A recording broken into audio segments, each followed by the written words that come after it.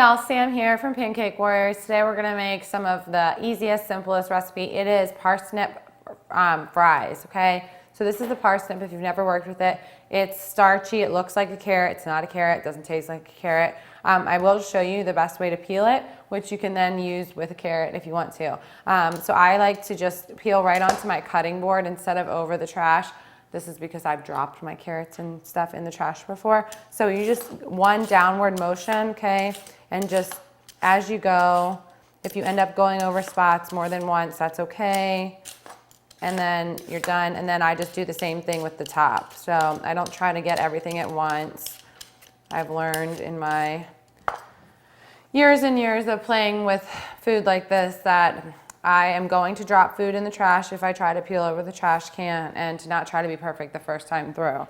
So now I'm going to show you quickly how to make these into fries. You want to cut off the top, and then I look at my parsnip. Okay, no more top. I look at it and I try to find where it gets kind of from really thick to thin, and I'll cut there once, and then it'll do it again, and I'll cut there once. This little guy, I'll just kind of cut in half. It might burn.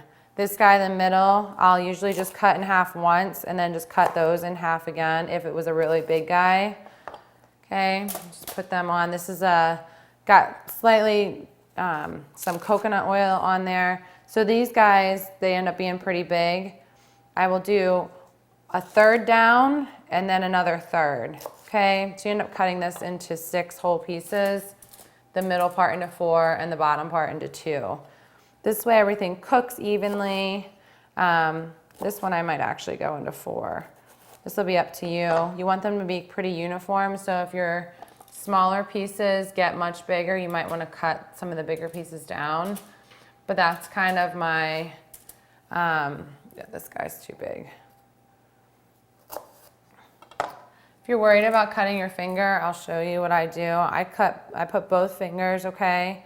And then I go right between, and then I make sure it comes right down in the middle, okay? So that's how you cut it if you need to. I'll show you that again. This guy's slightly smaller, so he's only gonna get this one cut and then the cut at the bottom. And then you'll have into 4.